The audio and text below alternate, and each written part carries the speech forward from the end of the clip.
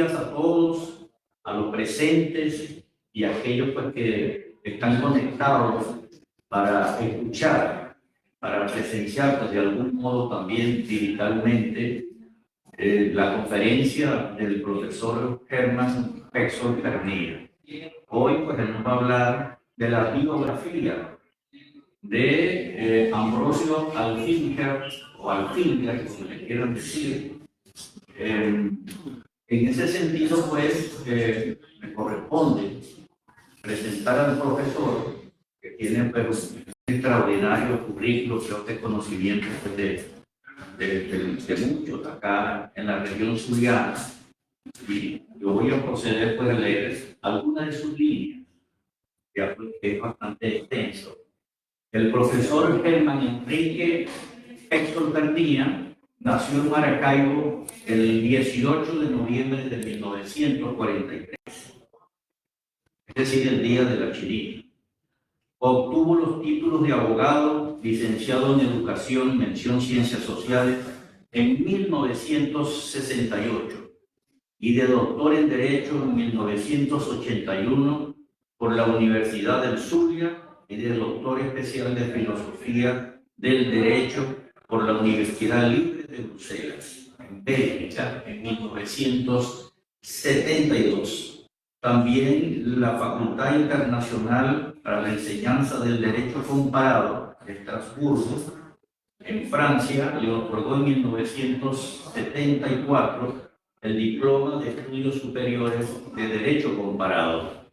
Desde 1981 es profesor titular, hoy jubilado, pero todavía realiza actividades de investigación y de docencia en posgrado de Filosofía del Derecho y Derecho Comparado en la Escuela de Derecho y de Metodología del Derecho, en la maestría en Derecho Procesal Civil, en el doctorado de Ciencias Jurídicas y de Sistemas Políticos Comparados en la maestría en Ciencia Política y Derecho Público, en la División de Estudios para Graduados de la Facultad de Ciencias Jurídicas y Políticas de la Universidad del Zulia, a cuyo personal docente de investigación pertenece desde 1968. Como se ve, pues una larga y prolífica experiencia docente, ¿no?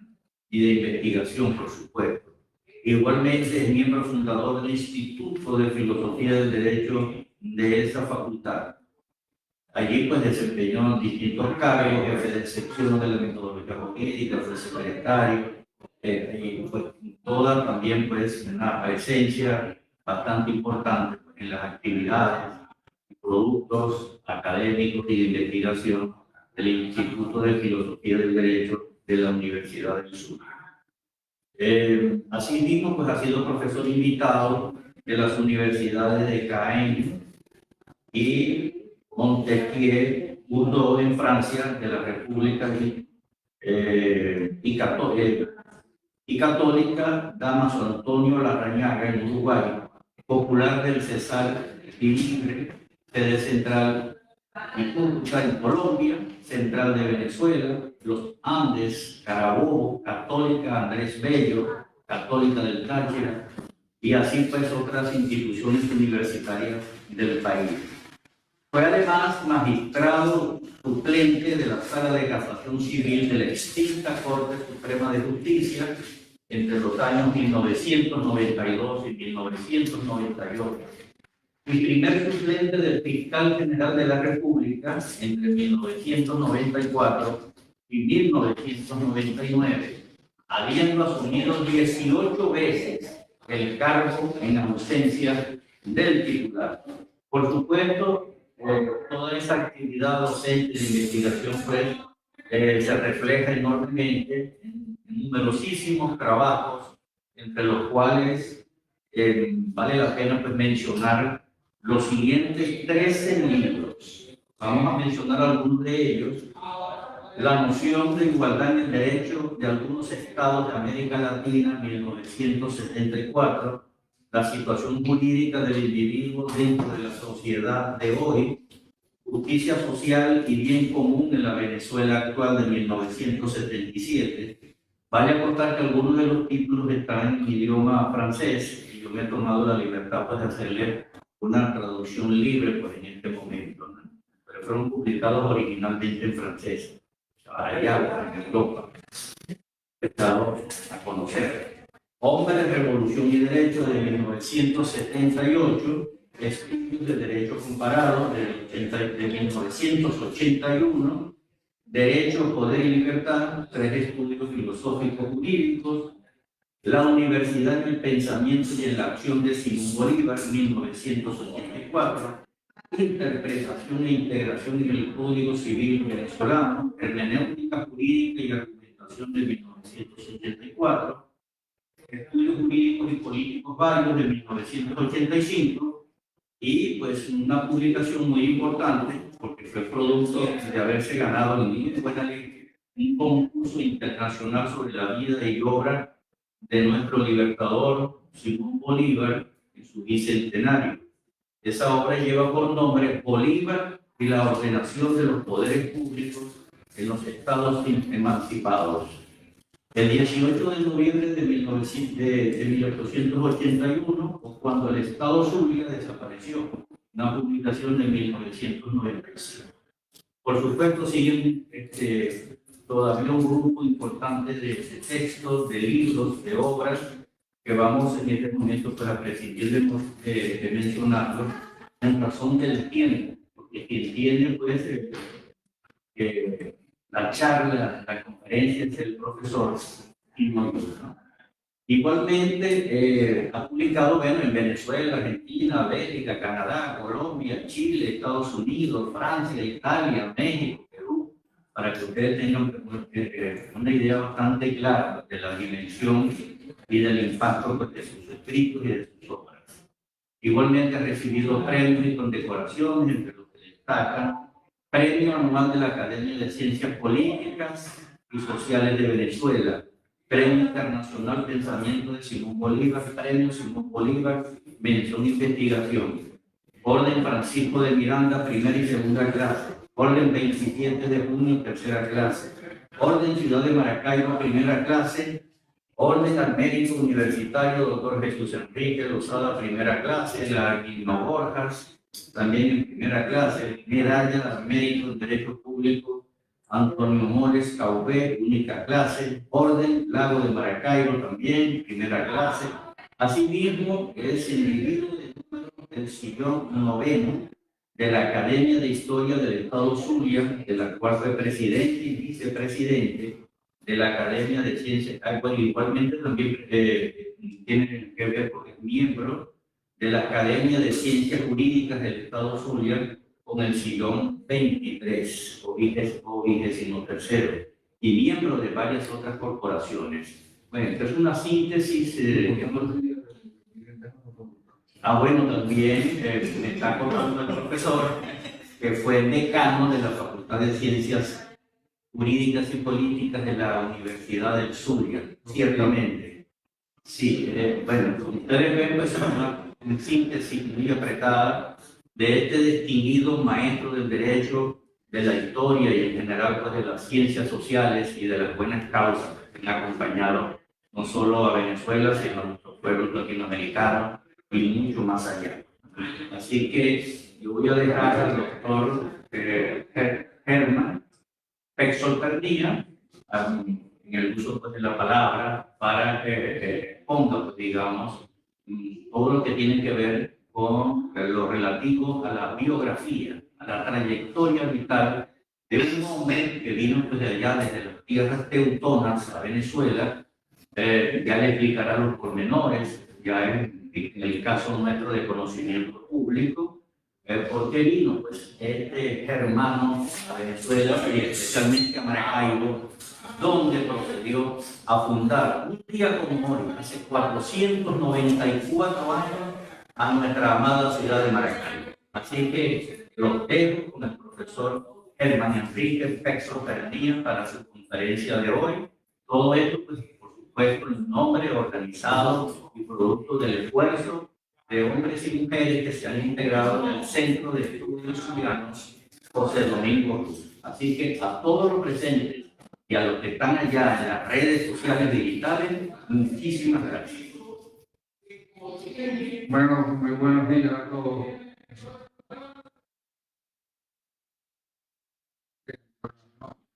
Sí, está. Lo agradezco la presentación de mi amigo Jorge, porque ha sido mi discípulo, sigue siendo mi discípulo. Efectivamente, tuve el honor, Aunque no para decirlo de otro modo, de haber sido varias veces alumno del profesor en la carrera de Derecho y luego en maestría, así que pudiéramos decir que el profesor Petro, y disculpen pues digamos este inciso, desarrolla todo un pensamiento y yo me inscribo dentro de él. Pudiéramos hablar que hay un textualismo en ciencia, para un textualismo permeativo, no sé cómo decirlo, pero necesita continuidad. Todo este corpus de obras en distintos campos, generalmente, pues digamos, su hacedor, digamos, necesitamos concluir esfuerzos, no para ser, digamos, unos simples resonadores de un pensamiento, sino para escudriñarlo, para sacar lo mejor de él, incluso para criticarlo, para hacer avanzar, digamos, el conocimiento de nuestras realidades como seres humanos.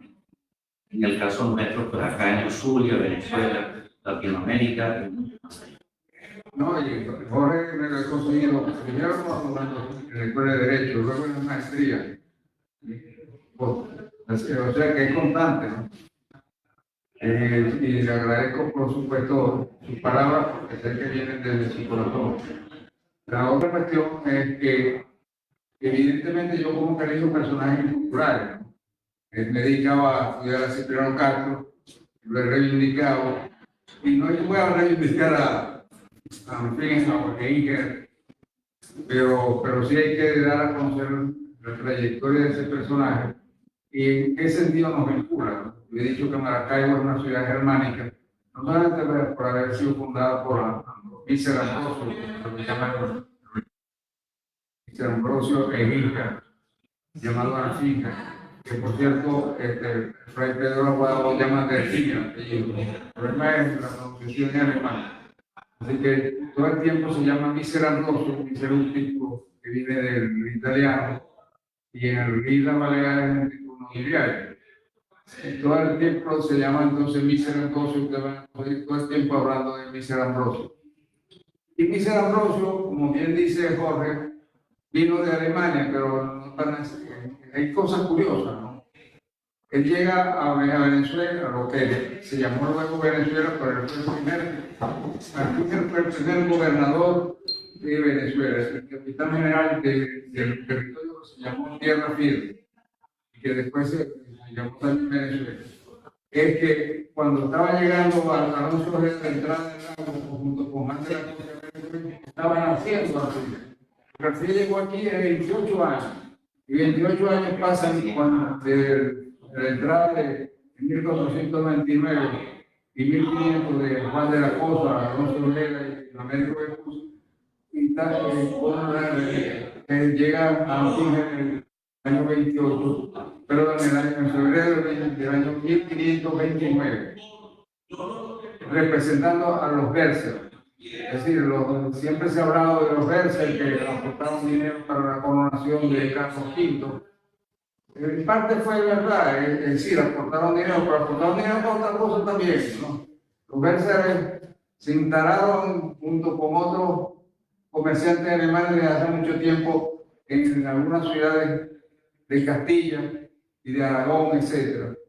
Y entonces consiguieron que Carlos V, que no hablaba castellano, porque había nacido en Gante, nieto de Maximiliano, emperador del Imperio Romano Germánico, y además de eso, su madre era de Castilla, pero su padre era el hijo de Maximiliano, Felipe el Hermoso, que como él desconocía, un día comió mucho la comida de Castilla. A mí me pasó una vez con un cochinillo en Segovia, que casi me desmayo, me desmayé. Bueno, salió, después de comer se puso a jugar.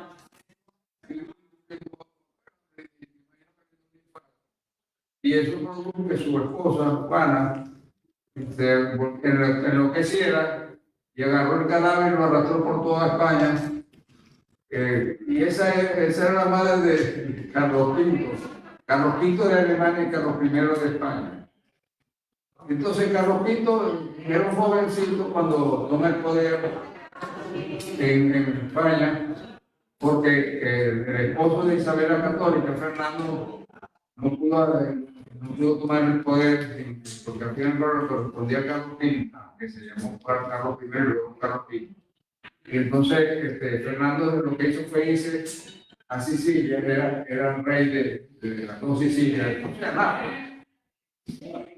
Pero bueno, hay cosas que serían interesantes, pero no para, por ejemplo, cómo era la reina Isabel. La reina Isabel era una mujer muy hermosa, de piel blanca, como nácar, y hermosa, pero sobre todo muy inteligente. Y la quisieron casar con alguien y no aceptó. Al final se casó con Fernando de Aragón para unir dos estados importantes, Castilla y Aragón. Pero esa es otra historia. Vamos a llegar entonces. Ambrosio había nacido en una ciudad que se llama Ulm, en Alemania, de Land Baden-Württemberg, algo así. Y luego era de una familia, los Engel eran Jorge y Enrique, que eran mayores, era el menor de la familia, pero todos eran bien situados económicamente. Y Ambrosio Ambrosio, que ya en esa época no se llamaba Miser, Ambrosio decidió irse a Santo Domingo y conoció el tráfico de esclavos, negros y indios. Se metió en unas explotaciones de minas en México. El hombre fue adquiriendo una cierta experiencia a pesar de su juventud, y cuando los Berser decidieron que debían nombrar a su representante para la posesión del territorio que le habían brindado inicialmente Juan Arralote y después el mismo Carlos V, se eligieron a Ambrosio y no eligieron ni a Enrique ni a Jorge, que eran más vivían en España, porque el otro tenía una experiencia que para los Berser era muy importante, porque él constantemente le informaba a la corte de la situación en Santo Domingo, etc. Y lo nombran capitán general y gobernador, el primer capitán general y el primer gobernador de tierra firme, el territorio que le habían otorgado a los Berser en arrendamiento para que fundaran ciudades, hicieran explotaciones. Y Alfinger entonces se viene con una expedición que sale de España, Sanlúcar, no sé, y con más de 700 personas, entre las cuales iban 50 mineros, porque había noticias de que había explotaciones que se necesitaban 50 mineros alemanes, que muchos de ellos trabajaban ya en España, pues en lo que hoy es la República Checa. Entonces, bueno, viajaron y llegó a Santo Domingo, donde García de Lerma le entregó el nombramiento que se habían ordenado los Berser, y se dirigió a lo que ya existía como coro, que había sido fundado por Juan de Ampère, como dice el Pedro Aguado, o Juan de Ampère, que no conocer. ¿Qué pasó? No, alguien que está conectado y activo el mismo. ¿Sabotaje? Alguien que está conectado. Pero que se conecte y se... Y ponga en silencio, pues, el micrófono. Hay mucho gusto. Si quiere hablar, Participará con su conferencia. todos son bienvenidos y bienvenidos.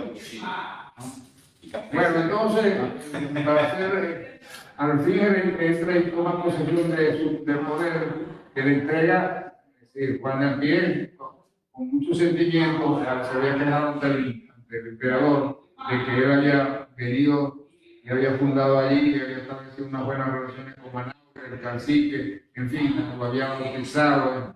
Sin embargo, Carlos V tenía que hacer lo que le ponían los Berser, tenían ya firmado documentos y volvieron a firmar otros. Y Juan de Ampère lo que hace es que para consolarlo le concedieron la gobernación de lo que hoy en día son las posesiones, fueron posesiones le entregaron Curazao, Bonaire y Aruba para que se fuera ya a gobernar eso. Y al final tomó el poder y decidió rápidamente que había que empezar a se había llegado en febrero del año 1529 y decidió hacer una expedición hacia lo que llaman la laguna de Maracaibo, o sea, el lago, porque decían que había mucha riqueza allí, mucha población, etc.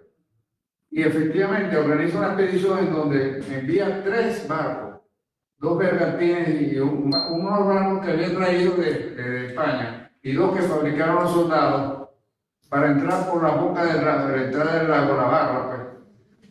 Digamos que son los segundos que entran por la barra, ¿no? Y por tierra él se fue con el ejército y carretas llevando mujeres casadas, criaturas, niñitos, etcétera, porque la idea era de poblar, ¿no? En cuestión como alguna historia dice que llegó y no. Él llegó a lo que hoy en día llamamos el puerto de Altagracia y no fundó allí ninguna ciudad. Algunos, llegó el 8, según dicen, un concilio de Letrán, que hubo de historiadores, concilio de Letrán entre comillas, decidieron que era el 8 de septiembre de 1529. Entonces, el 8 de septiembre yo he dicho que él se dirigió luego hacia la costa de Maracaibo, para el futuro Maracaibo. Pero no creo que haya fundado ciudad, es decir, para fundar una ciudad había una serie de, pon por favor la foto donde está, era todo un procedimiento, había que asignar lotes, había que determinar dónde iba a estar el cabildo, el ayuntamiento, la iglesia principal, etc. Y hay ese grabado muestra que se hizo de los lotes de terreno y eso debe ser más o menos la altura de hoy el malecón, o dicen que fue por la altura de los Aticos, y se repartieron lotes y esa reproducción está en la Procuraduría General de la República de Venezuela. Ahora, todo eso, como es al fin, aparecen varios retratos, esto es imaginación de los pintores. Ahí con el que dice que está uniformado, porque el que le dicen que el otro, el que está uniformado con espada y eso. Ahora soy.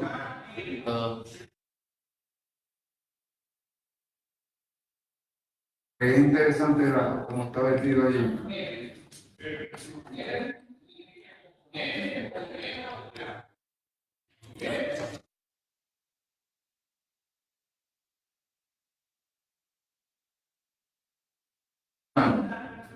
Allá arriba, es el que está, ese.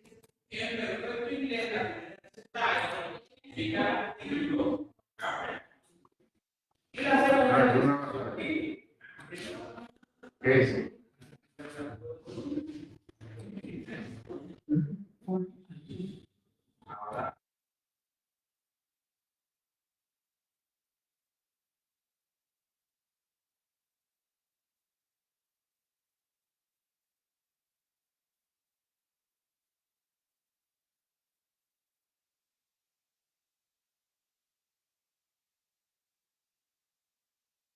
El lo ilumina, exacto.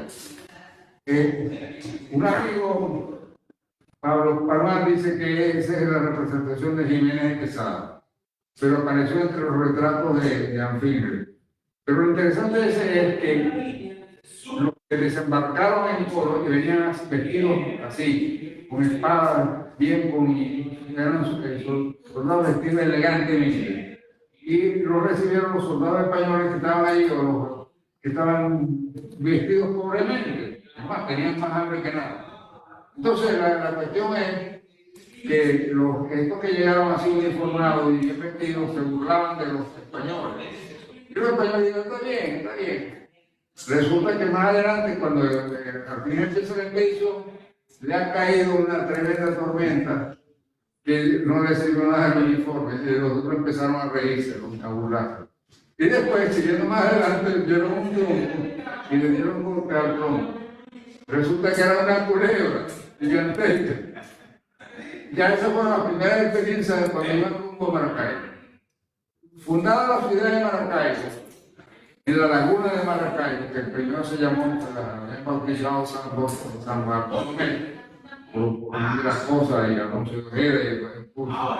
Pero la laguna de Maracaibo empezó su correría buscando lo que le movía al fin era la búsqueda del oro. Entonces, si le veía un collar de oro o una cadena de oro, se la levantaban los enemigos.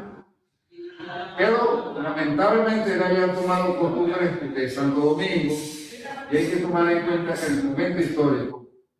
No va a decir que estaba cometiendo delitos de lesa humanidad, sino que decidió entonces a los indios que no aceptaban convertirse los esclavizados. Pero le pasó en una ocasión bautizaron unos indios, pero no estaban en clase, no han explicado a la diferencia que le vamos a explicar si no estamos obligando. Entonces, lamentablemente, Señora decidió que a los indios que él iba a enviar a Córdoba, que lo enviaran a Santo Domingo, a ver, que los vendieran, los marcaba como si fuera así ganado. Y le ponía una marca. Entonces, justamente, después de su correría, y los esclavos que mandó decidió ir a Santo Domingo porque se enfermó. No sabemos de qué, porque una de las enfermedades que les daba a los expedicionarios era el paludismo, se ponían amarillo. Pero él no se puso amarillo y además se pudo haber curado allá en el Coro, decidió irse a Santo Domingo a ver un negocio. Mientras tanto, los pérseres que no sabían noticias de Alfinger mandaron a Federman, que llegó también y decidió hacer una expedición que no vamos a hablar de la expedición de Federman, pero él dejó de hacer un libro y lo vendió en Europa y tuvo mucho éxito. Un libro de aventura del primer viaje. Pero en todo caso, ocasiones regresó y consiguió hacer el man allá y al final lo pusieron como segundo dedo. Y decidió hacer otra expedición, buscando, siempre movido por buscar el oro. En esas expediciones, lamentablemente, decidió también a los indios que capturaban para enviarlos allá al pueblo de Santo Domingo, les ponían un collar en el cuello y hacían filas, y creo que un castillo le iban buscando. Pero el que se cansaba, se moría de hambre o lo que fuera, le cortaban la cabeza y caía la cabeza de un lado y el cuerpo del otro, para no tener que estar soltando. La cuestión es que este castillo, que era más fuerte que el mismo Finga, que el mismo Mister Ambrosio, al final un día lo agarraron los indios y le cayeron a la cabeza, se le quitaron la cabeza con un macana y se llevaron la cabeza con un trofeo, porque ya el tipo había cometido más crímenes. Entonces, al fin hace esta expedición, hace un recorrido que se lleva 2 años. 2 años en donde va recogiendo, acumulando oro y decide que no puede estar, decidió enviar un barco Ñigo de Vascuña o de Gascuña o de Vascona, porque así pone Pedro Aguado y otros historiadores. El hombre era bajo. Gascuña partió con 25 soldados y un número grande de indios, pero no decidió seguir el mismo camino que había hecho Alfier, porque Alfier tenía la manía que el pueblo que pasaba, pueblo que quemaba después antes de irse.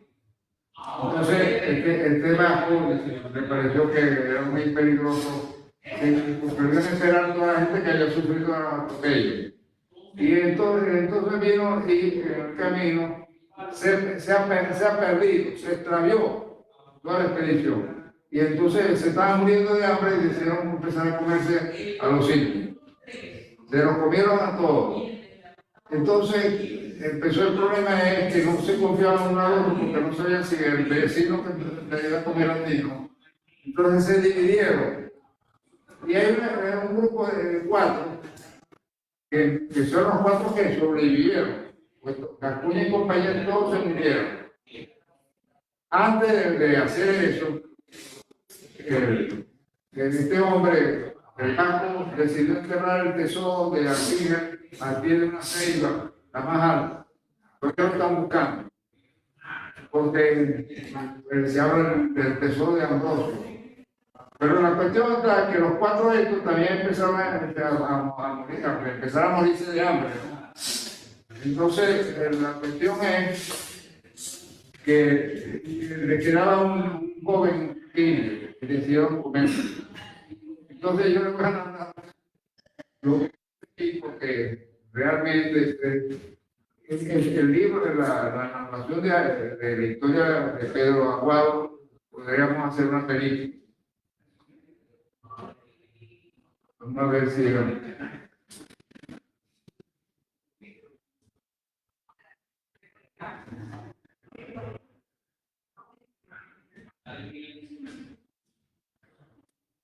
quiero leerlo para que vean.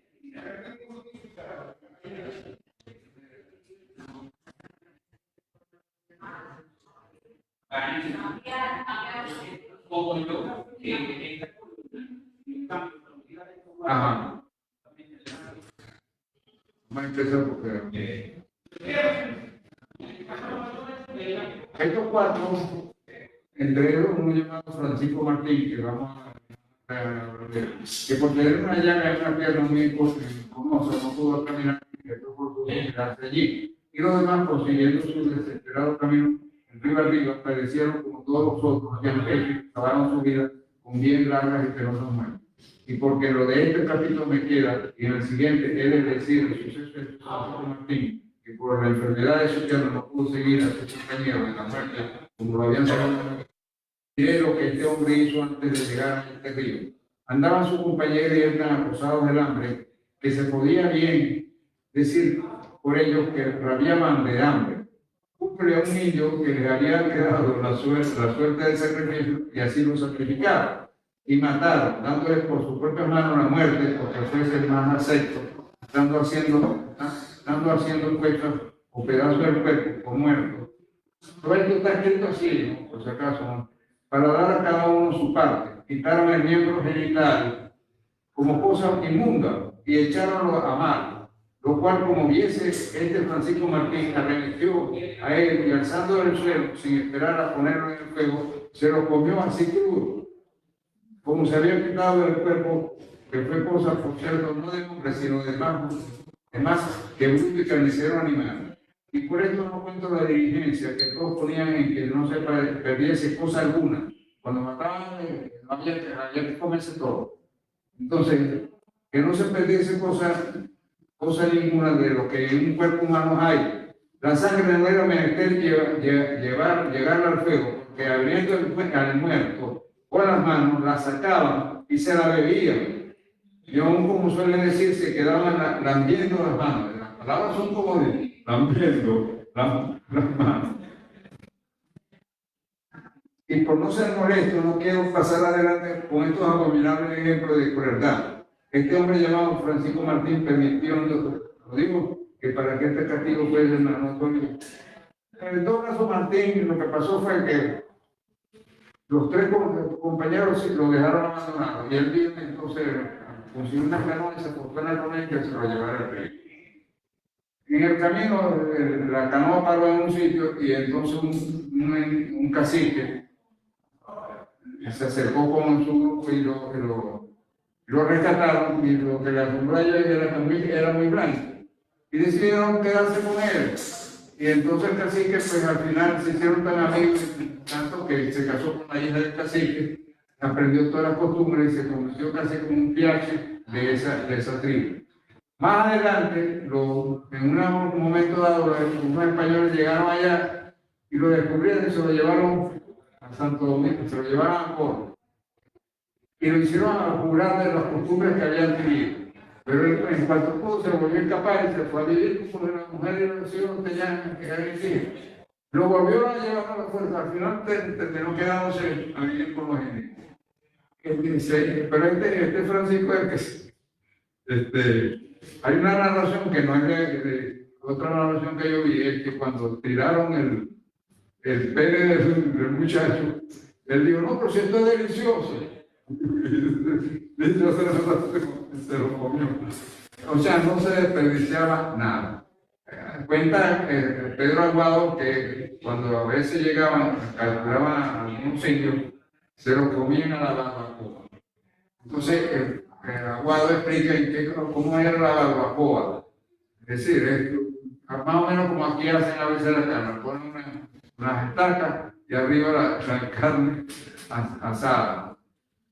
Como ven, todos estos sucesos pueden resultar chocantes, pero hay que ver en el ambiente que se desarrollaba.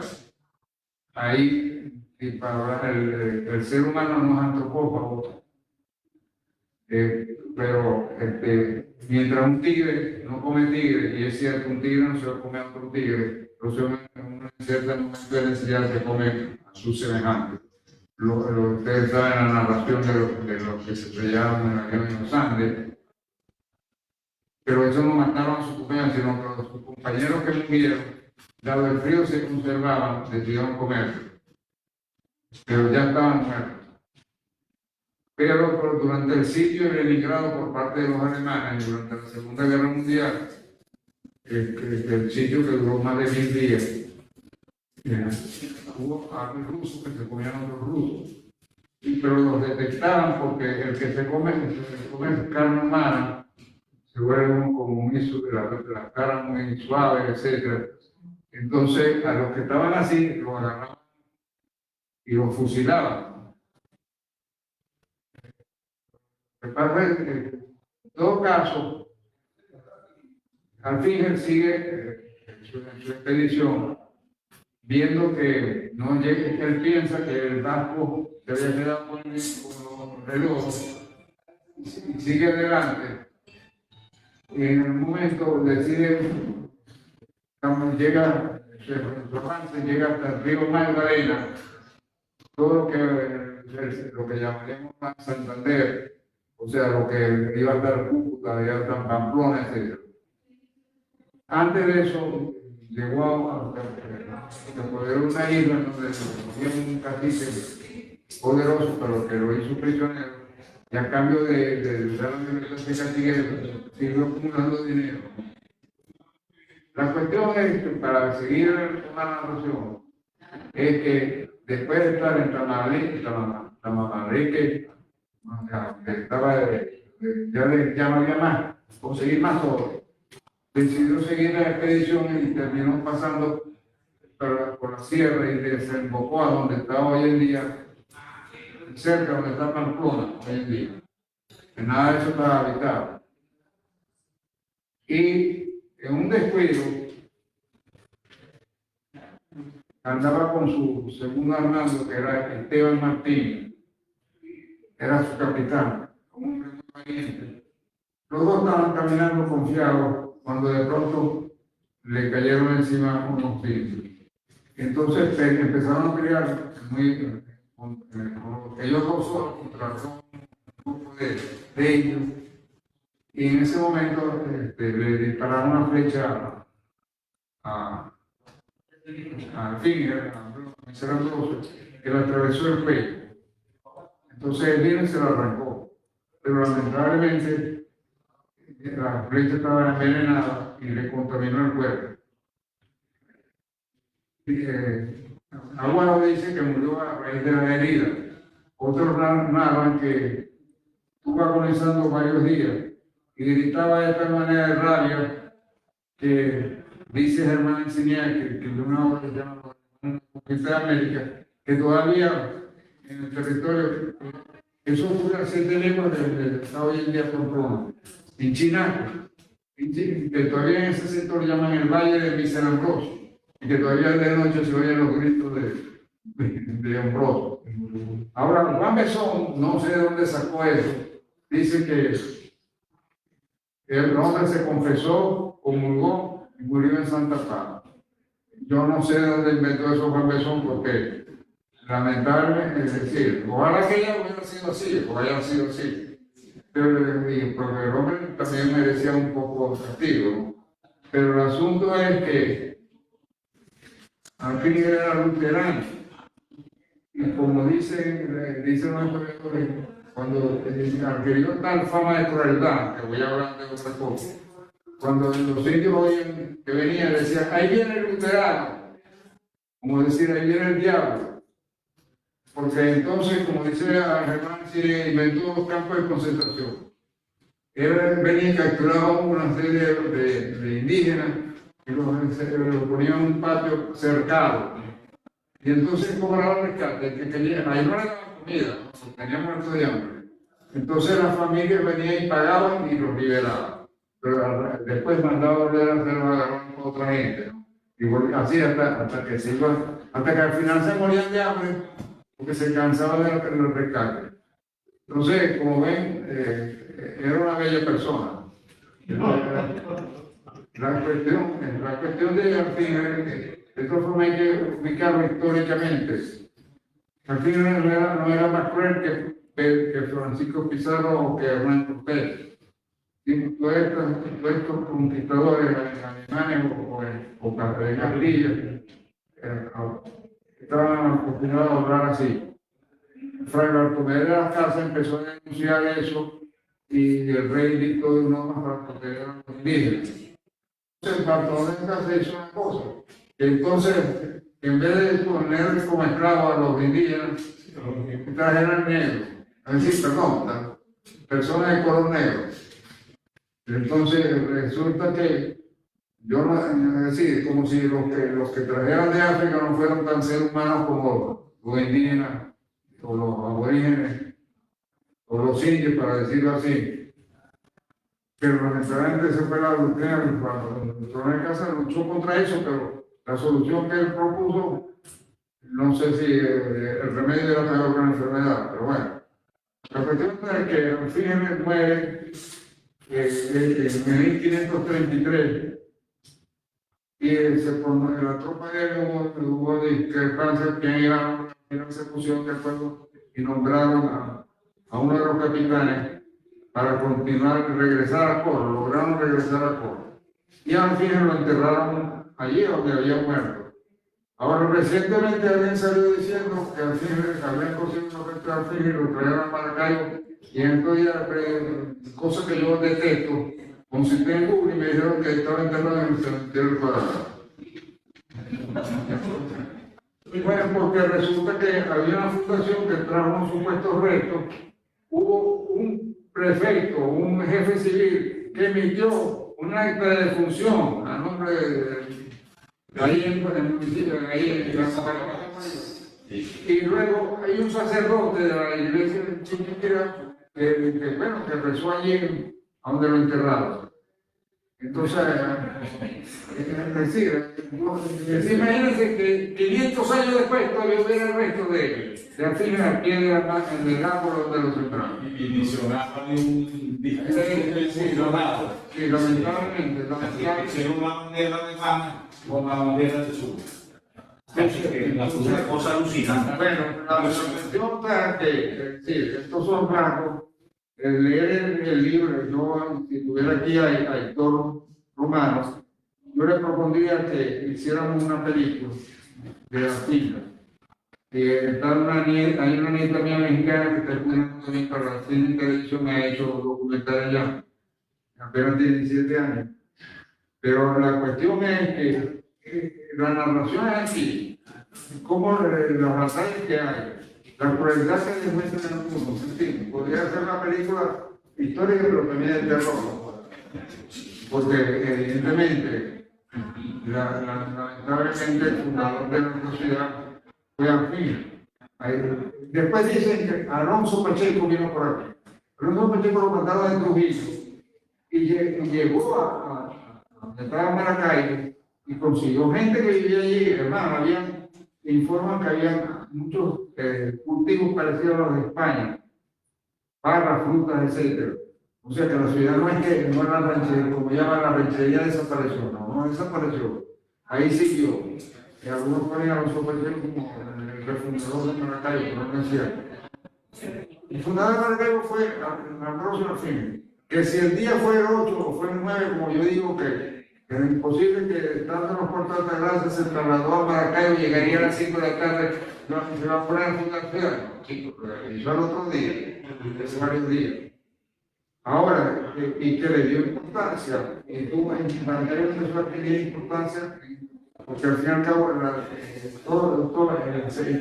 sitio donde, la laguna de Maracaibo, había muchos habitantes, muchos naturales, como dicen allí, y por otro lado habían cultivos, etc.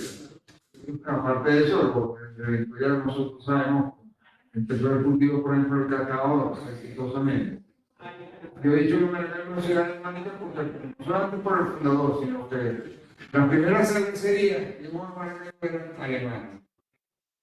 Luego, entonces, incluso más adelante, el técnico cervecero de la región Arena, el padre del obispo Ricker.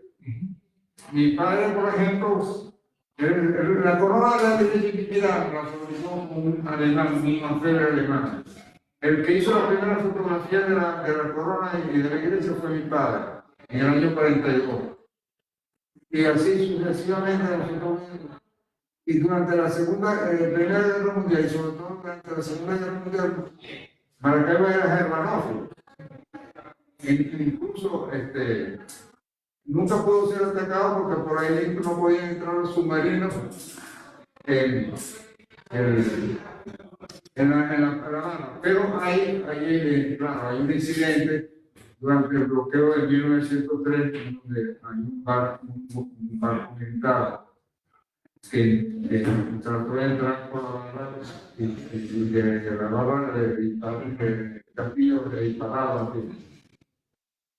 Pero curiosamente hay una influencia alemana en Maracaibo, empezando porque mi padre era alemán, ¿no? Pero miembros de la academia como Kurnager también eran descendientes de alemanes, etc. Y muchas cosas, incluso los nuestros tienen alguna influencia alemana. Pero la cuestión es que concluyo, quizás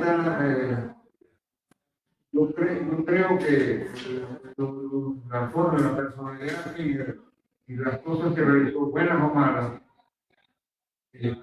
merecen que se consideran una especie de película actuada, no solamente por la Fundación de Maracaibo, sino por todos los incidentes que hay por los conquistadores. Porque imagínense, nosotros pensamos eso, pero la expedición de Federman, la primera estuvo por las regiones de Estados Unidos, lo que es el occidente de Venezuela, pero en la segunda expedición llegó nada menos que hasta donde está Bogotá.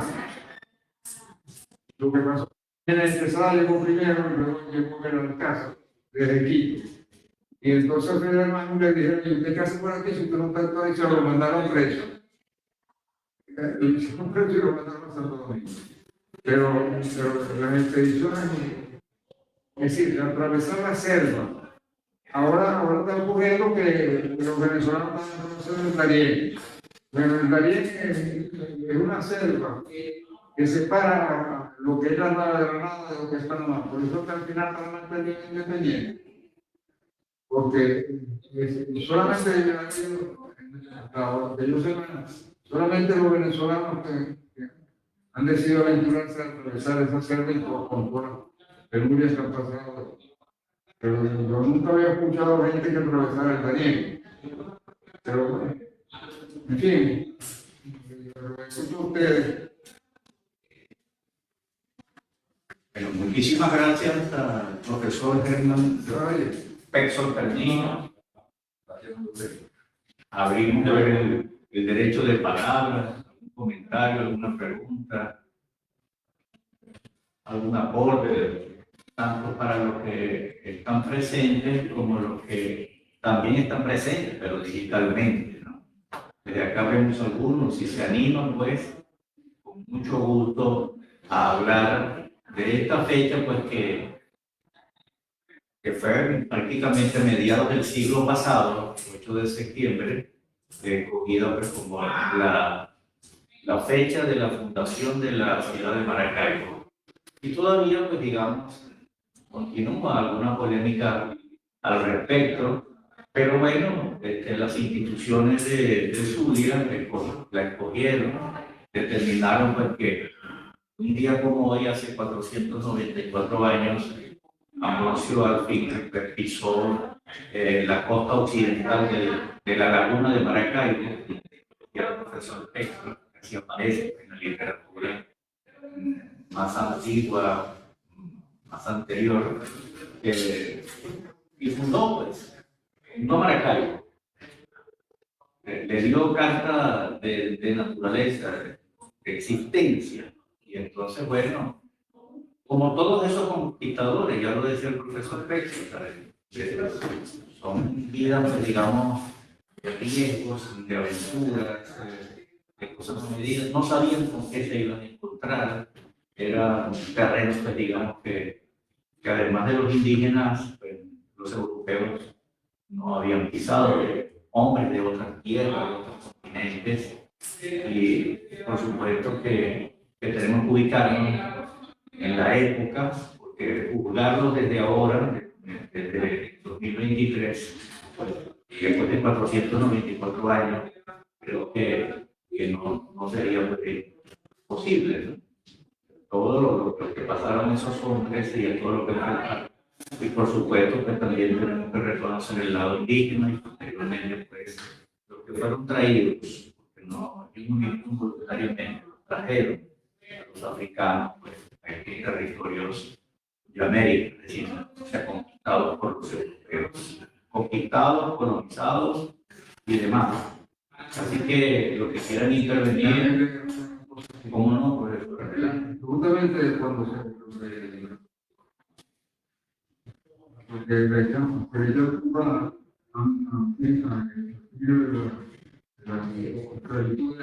de tener hijos, pero resulta que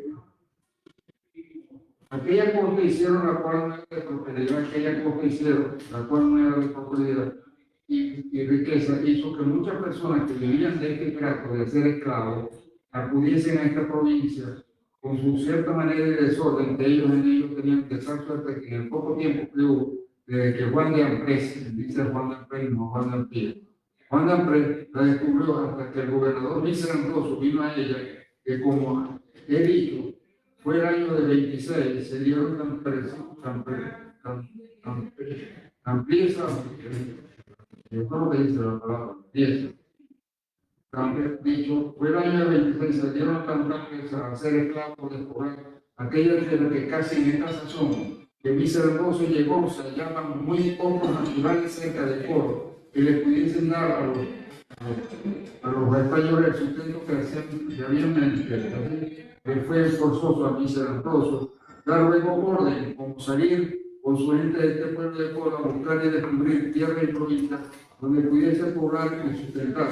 A esta razón tuvo Miserandroso noticia muy cierta, muy interés. Esta razón tuvo Miserandroso noticia muy cierta de las muchas riquezas y grandes poblaciones, de indios que en la laguna de Maracaibo había, por lo cual fue movido a tomar esta derrota y demanda antes que otra ninguna, y apretando luego las cosas necesarias a la navegación y conquista de la laguna, haciendo aderezar una navío de los que consigo había traído, y dos mercantiles que en toda realidad allí fueron luego encaminó por mar, entrasen con alguna gente por la boca de la laguna, y él con toda la demás se partió por tierra y de dejando en Coro alguna gente que había caído en tierra y otros soldados y vecinos para el sustento de aquel pueblo. Fue este camino Miserandroso, los soldados que con él iban entendieron que lo que trabajaban había de ser para gente extranjera, que la segunda parte había de ser que era para ellos. Jamás pretendían poblar y hacer un beneficio a los pueblos y naturales tocados. Es decir, los soldados que llegaban decían no servir porque creían que lo que obtuvieron era lo que más Miserandroso. no empezaron a cometer delitos. A fin de que ellos iban a negociar de lo que el rey les había dado y lo de lo que les había costado su dinero de lo que ellos tuvieron. Es decir, por lo quiera que esta gente anduvo y pasó hasta hoy y queda atrás. Caminó miserabroso con su derecho a la laguna de Maracaibo. Y luego pasó toda la gente que se acercaba a la vera, porque el pueblo está en otra parte de la laguna. La costa arriba, hacia el oriente, y el cabo de la vena de la otra parte, la costa abajo hacia el occidente.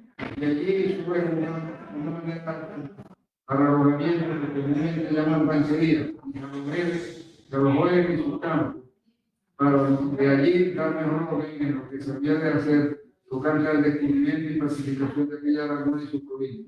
Y lo que consigo llevaba mujeres casadas y criaturas y otro género de carruajes que en semejantes jornadas causaban estorbo y embarazo, con lo cual siguió la disciplina de los demás pobladores de India, que cuando así van a poblar alguna provincia, lo primero que hacen es, entrando en la tierra que van a destruir o poblar, buscan un sitio que esté más en el conmedio, abastecido de agua y leña, y tal que la gente que en el dejare se pueda defender de los naturales que les quisieran ofender, en el cual hacen luego su alojamiento y ranchería, haciendo cierta manera de casa en evitar al tiempo que allí estuvieran, que son unos modelos pequeños, hechos de varas delgadas y pan, y hechos en alojamiento de ranchería donde puedan dejar el carruaje, los fardajes y las otras cosas que les son estorbo para el caminar y pelear. Luego desde allí da orden al capitán en enviar los caudillos de tener facilitar, dejando siempre fortificar el alojamiento y la ranchería con guarnición de soldados, cual conviene conforme a la calidad de la tierra y gente de ella. Pues de esta forma, y por estos respectos, eso dice la Ambrosio en su ranchería, que aquella parte de la laguna conjunta de agua, para de allí hacer sus salidas de entrada y descubrimiento que por el agua y por tierra fuese menester, o intento de, habiendo visto todo lo que en aquel ancho del agua había y en la tierra que lo cercaba, y fuese por saltar. Él deseaba, y por noticia le habían dicho poblar un pueblo más o menos conforme a la disposición y relación de la tierra y del agua, y gozar de aquella merced que el rey había hecho a los persas, que por el gobernador le había enviado.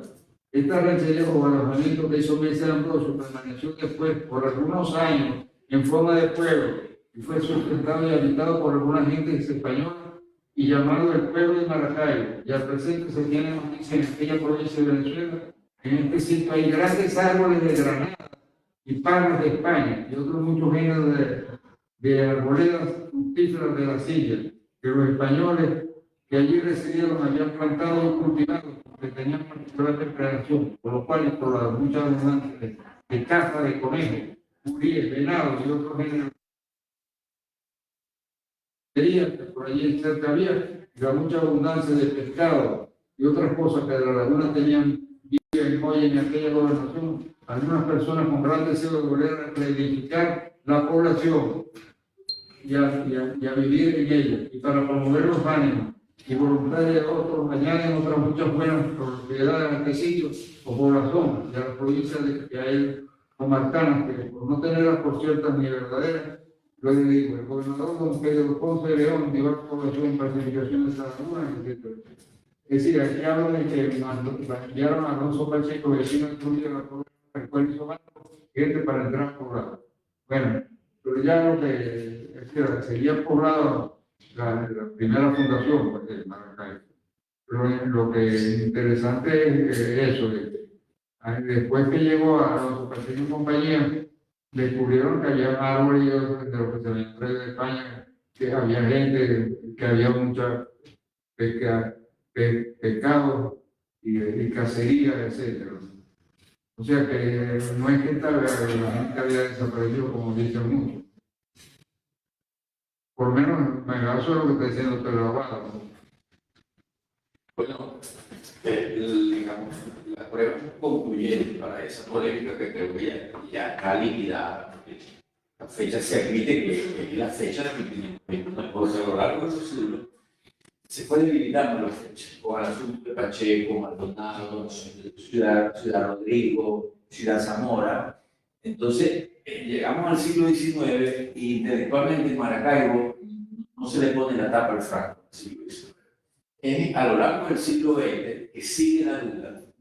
Y en el año 69 se celebra en Maracaibo los 400 años de Maracaibo y se hace una medalla que yo tengo. No había duda, sino que eligieron una fecha. El Centro de Historia convoca en el año 65 y el que recibe ese congresillo en la alcaldía. Bueno, convoca una reunión para aclarar eso para siempre. Y efectivamente se hizo. Y el discurso de Ángel Francisco dice absolutamente concluyente porque él confronta a los otros, entre ellos Vicente Iragorri, que es negacionista de los alemanes por razones muy claras. Él elabora un buen discurso, pero es un discurso que no se sostiene de Vicente Iragorri. Entonces, Ángel Francisco dice, lo confronta con argumentos, pero ocurrió, creo yo, que a lo largo de los siglos la sociedad no afirmó la fecha. La fecha se fue debilitando, se hizo frágil y con el 68 y el 73 de Maldonado, Pacheco y Maldonado, que vienen de Trujillo, esa es otra cosa. Trujillo, que la llaman la ciudad portátil, se funda en 3 o 4 lugares y hoy nadie pone en duda que es de García de Paredes y es el lugar donde está Trujillo. Pero en Maracaibo no se hizo ese trabajo. De tal manera que el trabajo de Ángel Francisco Brice afirma, digamos, al Finger como el fundador, y en el año 29, que tal frontera con el año 30, que es el centenario de Bolívar, y Maracaibo con una cosa interesante, porque los alemanes que todavía tienen aliento en la ciudad intentan afirmar la fecha de 1529, y hacen un conjunto de actos en Maracaibo, que era el cuatricentenario, ¿no? Entonces se hicieron actos y con la fecha de Bolívar eso se fortaleció y hay como una frontera ahí, una mixtura, pero que de alguna manera ayudó a afirmar la fecha original del Finger. Ahora, lo que está claro es que el argumento está en la cartografía, está en los mapas, está en crónicas de viajeros, nunca desapareció la ciudad. Maracaibo aparece nombrada en el año 35, en el año 42, en el año 47, en distintos mapas, aparece el nombre de Maracaibo. Si hubiera desaparecido, si hubiera sido despoblada, como se dice, que Federman la despobló, desaparece hasta el año 68, la cartografía no la hubiera registrado. Y eso de los árboles de las especies de Castilla también es importante, es decir, las especies no necesitan gran cuidado, pero había una cierta presencia humana allí que permitió que esa agricultura prevaleciera. Así es que todavía uno se encuentra alguien por ahí que dice que Maracaibo no se fundó en la fecha, ¿no?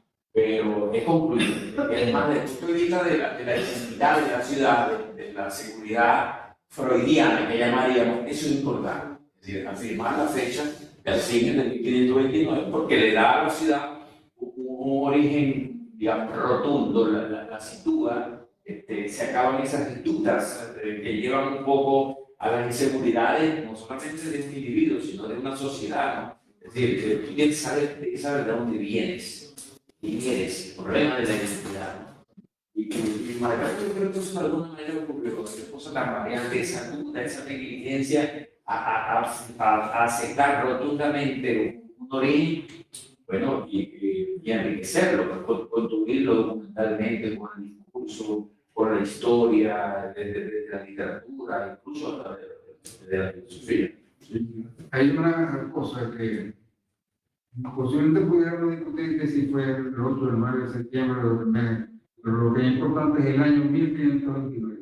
Sí. Y hay aquí, para reír, fíjate que dice lo siguiente: dado el asiento que fue necesario y conveniente, Miser Ambrosio en su alojamiento o ranchería, luego comenzó a proseguir por agua y por tierra su nuevo descubrimiento de la laguna de Maracaibo y su contorno, trayendo algunas veces la gente dividida por la laguna y por tierra otras veces, o sea, la gente por mar, por el lago, toda junta por el agua en 2 bergantines y una canoa que se configuran Su grandeza es cosa de notar, y para que mejor se pueda comprender esto, que por cosa notable quiero decir es de saber que según otras partes de esta historia, por la mayor parte ha fundado todos los indios de las Indias, usan de cierta manera naves pequeñas de madera, pero los latinos llaman monocilindros, para navegar por los ríos y lagunas, y estos son llamados por los españoles canoas, etc. Pero lo que me interesa es que el sillón preocupado por la ciudad. Y bueno, después expliqué en qué consiste una canoa como solo árboles, en fin, pero este es otro tema, ¿no? Claro, hablan de que se hizo una canoa donde cabían no sé cuántos caballos, y el mismo historiador dice que eso es falso, que de casualidad podían en una canoa caber dos caballos, etc. El medio era, la canoa se hacía tumbando un árbol, y entonces cada uno sacando la pulpa, algo así, y esa era la canoa. Ahí está descrito. Este libro es muy interesante. Claro, está escrito en un castellano muy antiguo y evidentemente lo que transcribieron puede haber equivocado también en algunas palabras. Hay una palabra que se llama guasábara, que aquí la usan pues, en un sentido distinto. Él define que esa palabra significa una emboscada, un enfrentamiento entre indígenas y españoles. Pero tiene dos significaciones en la lengua zuliana. Alzamiento de indios, era lucha entre indios. Y después se llaman las excrescencias, pilosidades o espinitas que tienen la fruta. Hay que gritarle las guasábaras a los lados. No sé dónde que él define Una de las cosas de las palabras que se llaman eso. Pero primero es la guerra de indios, que está siempre en los glosarios que comunicaba Yepes y los alumnos de Yepes, Wilson Pérez.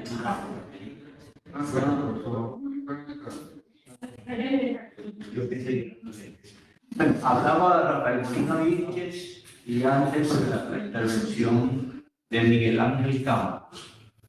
Así que sigue abierto el derecho de palabra para plantear cualquier inquietud al respecto. No sé si el espectador es internet. Sí, ¿no? Tienen todo el derecho y casi que el deber participar, pues, con sus palabras, con su intervención, tomando en cuenta que hoy es el día de Maracaibo. Hoy tenemos el deber de hablar de Maracaibo. 7 años. Los 500 años están próximos. Y por supuesto, yo creo que esta fecha, pues, hoy, hablo de hoy, 8 de septiembre de 2023, va siendo bastante propicia ya para zanjar esa discusión. Eso que planteaba Miguel Ángel, que estoy totalmente de acuerdo, pues no podemos seguir con ese titubeo histórico, como pueblo, como ciudad, como región de Venezuela, como parte de Hispanoamérica. Bueno, que sí, tuvo 3 fundaciones, que estas cosas, que aquello, o sea, como que Maracaibo siempre tiene características distintas al resto de Venezuela y al resto de, quizás, de lo que es hoy la República de Colombia, de la Nueva Granada, o no sé. O sea, que ocurren cosas alucinantes, ¿no? Cosas que no ocurren en otras partes. Pero lo cierto es que sí, el 8 de septiembre de 1529 llegó Amoroso el Finge con su gente. Sí. Y sencillo, o sea, muchos se preguntarán cuál fue pues, el motivo de que ese señor, pues, un hermano, viniese a estas tierras. Venía a cobrar la deuda que tenía la corona española dado el préstamo de la casa de los Bélsares. Es decir, Alfinger venía en nombre, por supuesto, de la corona española, quebrada para entonces, por eso el préstamo que le hizo esta casa financiera, que era muy próspera, pues digamos, allá en el este de Europa, y la otra, bueno, en nombre de los persas, de esa casa, pero al mismo tiempo de la corona española. Es decir, hay una doble vertiente en el interés que tienen, pues, un germano en llegar a estas tierras. Y sencillamente, bueno, hay una deuda, que la van a saldar, y se creyó, y fíjense que pudiéramos agregar un elemento también polémico, que puede ser que de pronto aquí comenzó la leyenda del Dorado. Esa es una tesis que también hemos leído. Todavía no ha sido parte de polémica, ni mucho menos, pero que venía buscando al Alfinger en nombre de la Casa de los Persas y los prestamistas de la corona española y en nombre de la corona española. Oro. Por eso en esos barcos embarcaban una buena cantidad de hombres con experiencia minera. Venían buscando oro y plata. Bueno, no la consiguieron, pero lograron fundar a Maracaibo y a muchos otros pueblos y ciudades. Hay una cosa Era una proposición Más ese es un consigo asunto cerrado. En esa reunión que citaron, el doctor Brice leyó la ponencia.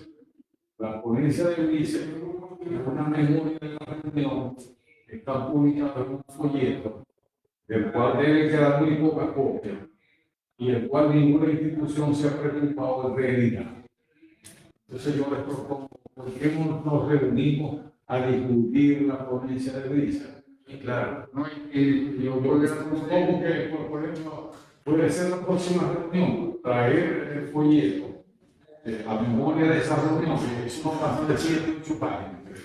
Yo un poco con dos grapas. Sí. no, y después Y ahí declararon oficialmente en la alcaldía de Maracaibo con que esa era la centro histórico del sur. bueno, que para entonces era el Consejo Municipal. Sí, el centro Todavía no lo hacen de alcaldía. acordaron que la ponencia de Brice se aprobó.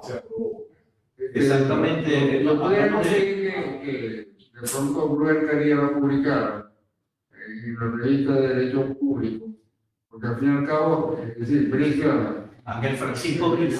señora Bricia, de la suya, pero trabajó mucho en Caracas, ¿no? Y tenía incluso un diccionario. Sí, el diccionario jurídico. Pero quería agregar para el tema de la WhatsApp, para que Un dato también de la ciudad, el Instituto de Investigaciones, pudiéramos decir así, de divulgación, pues lo que tiene que ver con el derecho, con el tema jurídico, se llama Instituto Ángel Francisco Brice, en honor. el colegio de abogados. El del Colegio de Abogados del Estado Zulia, que es un colegio pues, centenario, ¿no? Mira, yo leo lo siguiente, la palabra dice Ambrosio con los españoles de los principios, los principios le pareció mucha gente y canoas que se llegaron a Guaságara.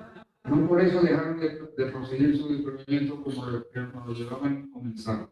Advierto de una cosa, porque no me tengan por descuidado, y es que el vocablo que poco dije, o nombre de Guaságara, generalmente se usa de él en las Indias y se toma por cualquier reencuentro que haya así por tierra como por el agua entre españoles e indios y entre indios y españoles. Ahora comentan los unos, ahora los otros, lo que no es en los reencuentros que se han habido contra tiranos españoles y negros que en estas partes se han alzado. Y así, de donde quiera que este término, los vocablos yo usare, el lector entenderá que es reencuentro, acometimiento, batalla o rompimiento entre españoles e indios.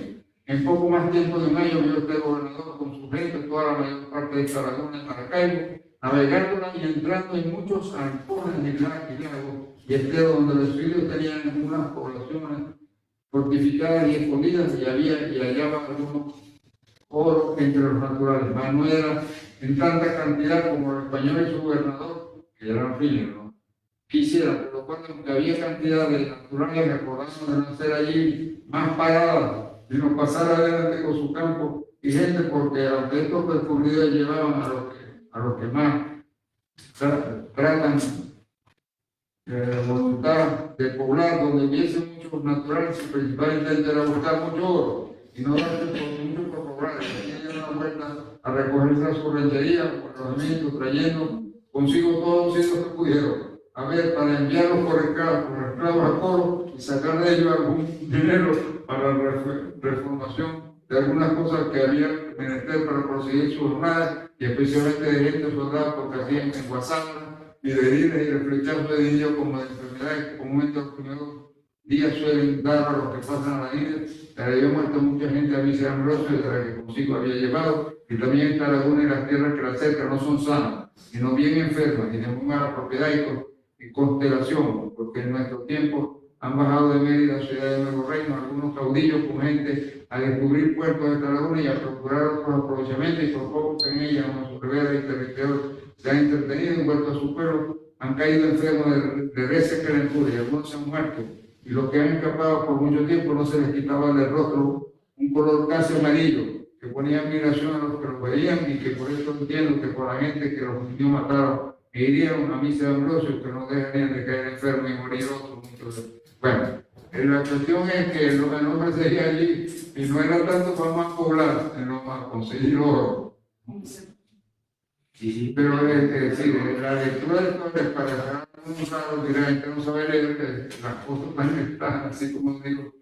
Sí, eso escritas. Sí. Bueno, vamos a hacer una cosa. A mí me parece muy bien. Nos vemos en 2 días.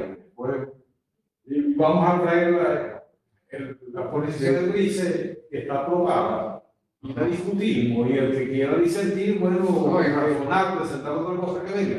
Después podemos invitar mañana viene a Rice. Mañana viene a Rice y podemos invitarlo a él a que haga un razonamiento también y lo guardamos para decir. Bueno, no, y si no, que puedan participar también si tienen el tiempo y el extra para No, pero también actividades. Yo Hoy tenemos la presencia física y la presencia online. Ok, mañana en la tarde va a estar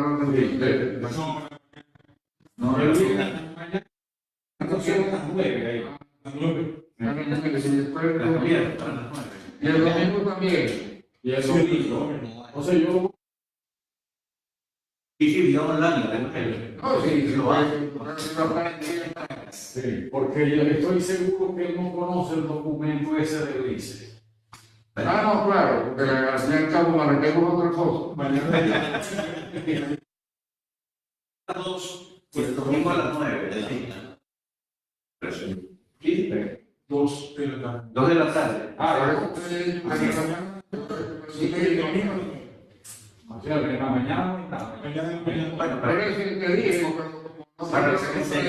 lo que están en línea que te estoy preguntando es una actividad, un seminario que sintetiza pues, la historia de Venezuela. sí, lo que Está dictando la cronología que usaba Brice, perdón. A raíz, pero esa la discutimos allá mañana. No, porque van a decir que le van a rebotear. Se limita con la opinión de. Si habla de eso, el respeto, bueno, es dable y saludable. Claro, y eso es lo que enriquece, pues. O sea, la tesis de Ángel Francisco Bryce, la tesis de Mario Briceño Iragorri, la tesis del Centro de Estudios Históricos del Zulia, la tesis del profesor Pexo, la tesis, en fin, ¿no? Porque claro, el resto del país se pregunta por qué un alemán en Maracaibo y no en el resto. Bueno, aquí no sé quién les dijo, los convenció de que había oro y plata, ¿no? Pero lo que no sabían era lo que venía después, ¿no? Un siglo después, ¿ok? No más. Para 1914.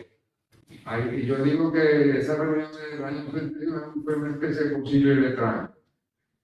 De voto. No, es que tiene razón. ¿Sabes quién hace el discurso? Mariano Parra León. Sí, El año 65, que se hace el congresillo, para poner punto final. 4 años después, en el 69, las fuerzas vivas dudan y convocan la alcaldía, otra vez, la gobernación, incluso la Universidad del Zulia, al celebrar el 400º. El texto de Brice se olvidó, no se discutió, no se instaló académicamente como un referente, y entonces 4 años después está celebrando el cuatricentenario cuando don Francisco Brice ha aprobado de manera concluyente que la fecha del 29 porque hubo continuidad.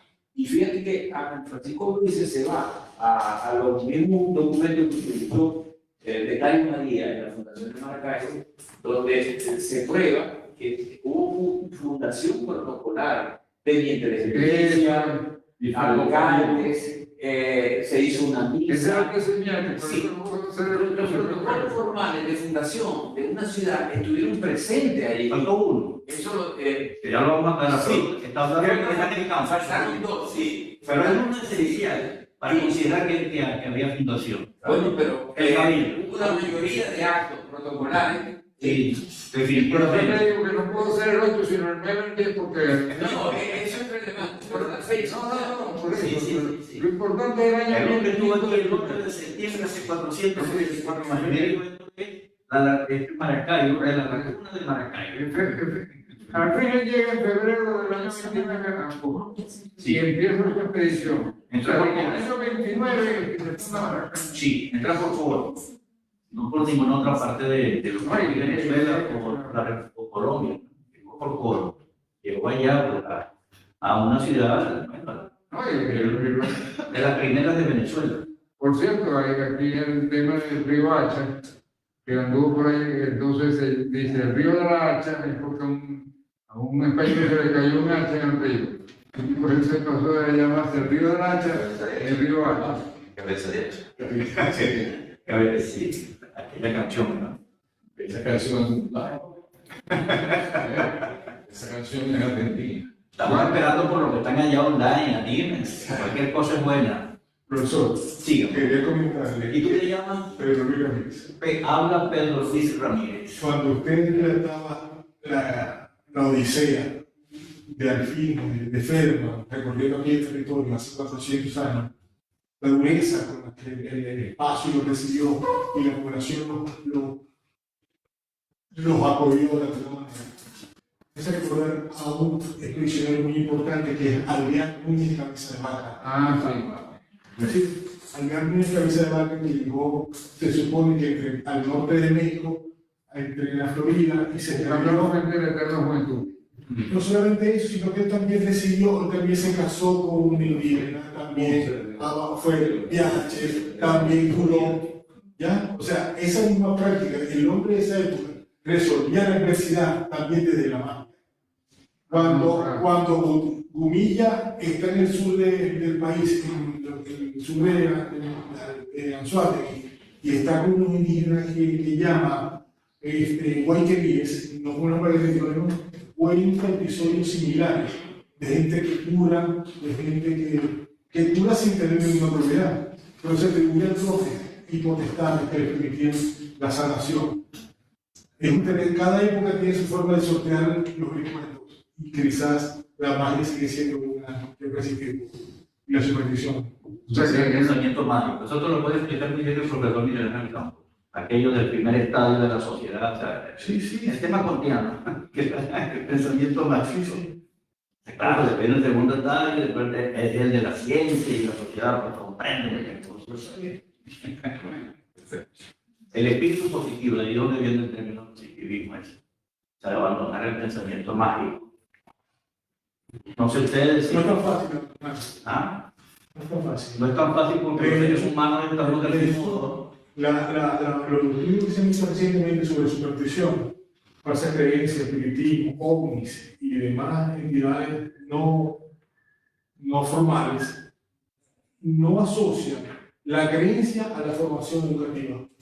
Entonces yo puedo ser, a mí me tocó vivir una experiencia increíble, lo cuento en el doctor, un doctor en X ciudad que yo trabajaba, le hace en su sello, en su récipe, con el sello, con el nombre, le hace un croquis a X paciente para que vaya un grupo tal, para que no.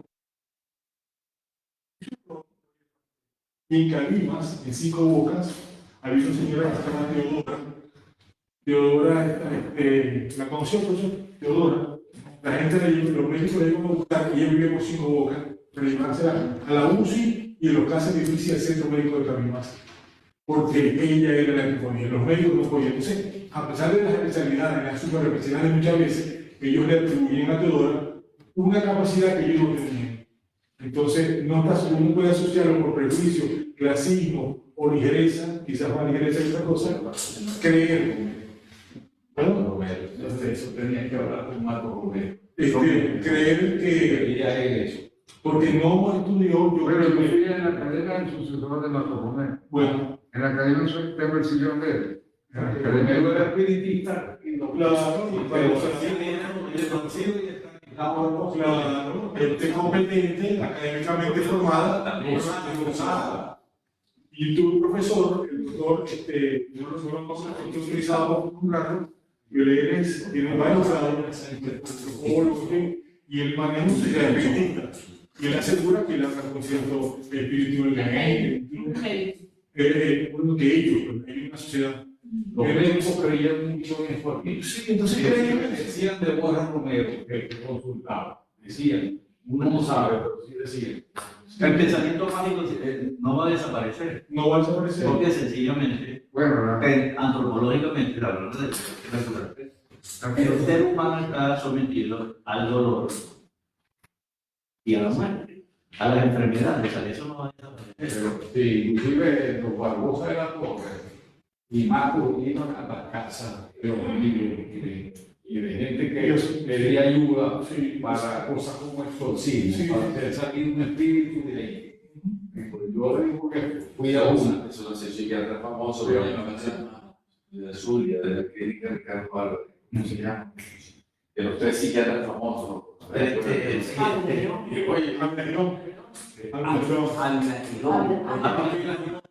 Pero su asistente, cuando él empezaba, no estaba en sabía que con el espíritu que estaba en yo no voy a perder el secreto. Ni siquiera el pensamiento mágico, es una racionalidad. El hombre sabía que había un elemento paralelo y que no podía perder el tiempo. Así que es una vaina, y no es lo que él.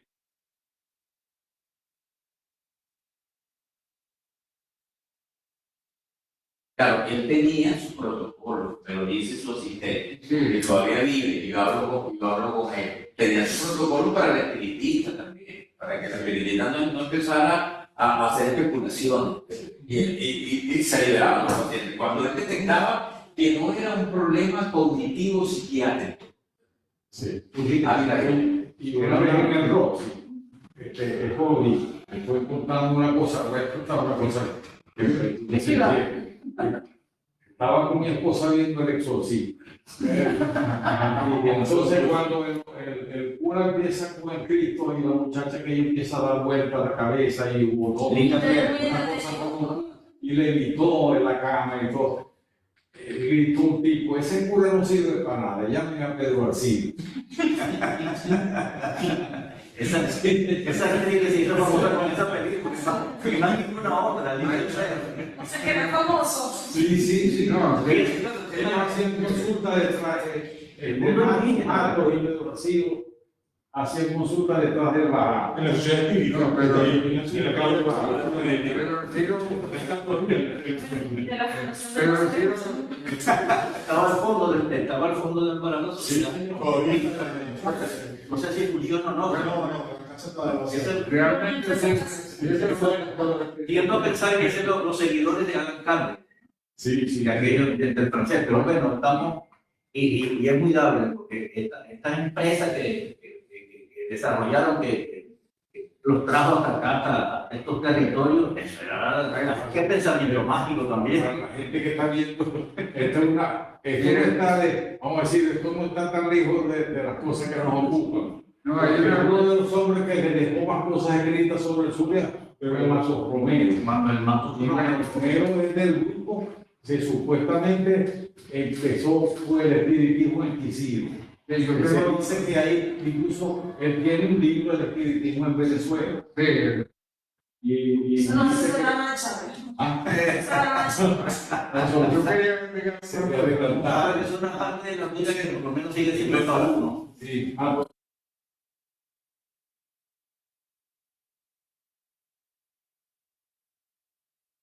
Hay una cosa que lo voy a decir, sí. Pedro Arcido, yo tengo una cosa que decir. Pedro Arcido Barbosa de la Torre que hable tanto de ese medio Romero. Para el profesor Pexo. Para todos. Para todos. Sí. No, yo no sé, pero ¿de qué hora es ese mensaje? Bueno, ¿tú crees No, yo lo que quería que cuando intervenimos así, si le ponemos a llamar a un palo bilateral, tendemos a bajar la voz, no proyectar. que No, ya no es bueno. Lo que quería decir, por ejemplo, que con Barbosa de la Torre vivimos una situación grande, porque yo estando empezando a estudiar Derecho, era profesor de Sociología, pero el día que yo tenía un examen, estaba operando a mi mamá. Entonces, bueno, posteriormente él decidió que entonces, el mismo día, yo hice el examen de el segundo parcial, luego el mismo día estaba en el hice el examen final. Creo que tuve 20 después. Pero pasaron los años. Y posteriormente, por ejemplo, yo entré a la calle de Historia y cuando murió Juan José La Torre, yo fui el que pronunció el discurso de Funeral. Antes lo había visitado y me había dicho, él había sobrevivido un infarto. Me dijo, por fin sé cómo es un infarto. A la semana se murió. Le volvió a dar. Y luego entonces dio la casualidad que yo heredé su oficina. Yo asumí la dirección de posgrado y luego el decanato. Dejé mi oficina y la ocupó la hija el hijo de un profesor y mi hija también. Me quedé sin oficina. Entonces, cuando murió Barbosa, la oficina de Barbosa la ocupé yo. Y recolecté cosas de él para que la familia se la llevara y no se la llevó. Yo tengo todavía el libro y cosas de Barbosa Torres sobre mi escritorio. En ese sentido, pero bueno, en los enfrentamientos que hubo en la facultad, antes y después de ser decano, etc., Barbosa Torres siempre fue solidario conmigo. Siempre estuvo en mi parte. Entonces, y heredé su oficina. Claro, ahorita no voy a la oficina porque la universidad está cerrada. Él escribió la única monografía que hay sobre el amuleto guajiro, la lanía. Nadie ha escrito sobre la lanía. Es un amuleto guajiro, pero la importancia que tiene. Una cosita que se ponen los guayos en la cintura. Por religo, para un más. Inclusive los que tuvieran Tiene elementos naturales, la cosa no es compleja, ¿no? Él explica que un antropólogo se interesaron después, eso será lo se llama los cursos de sanación la niña. Sí. Hay un folleto muy interesante de Barbosa que dice que ningún bien se goza sin compañía. O sea, que cuando tú tengas un bien, hay que disfrutarlo con otra persona. Bueno, ustedes dirán,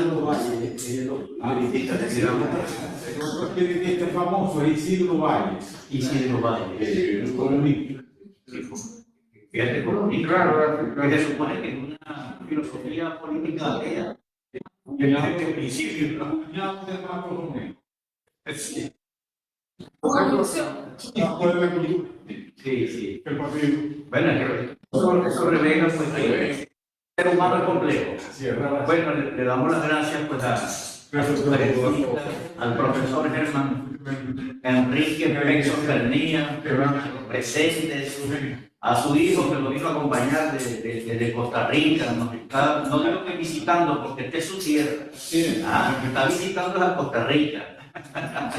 pero la estuvo en Ecuador varios años. También estuvo en Ecuador, es decir, que prácticamente ya un latinoamericanista. Los hijos tienen pasaporte de Costa Rica y de España, y él también es de Costa Rica. Entonces, muchas gracias. Gracias a todos. A los que asistieron digitalmente también, de las gracias, un abrazo y que sigan animándose a acompañar las actividades del Centro de Estudios Zulianos José Único Ruz. En su nombre, pues, se ha hecho la actividad. Gracias a todos. A ver, traemos un café. Sí, que tenemos un cafecito. Ah. No es necesario. Falta la bebida mágica. Está bueno este, ¿no? Porque te da seguimiento.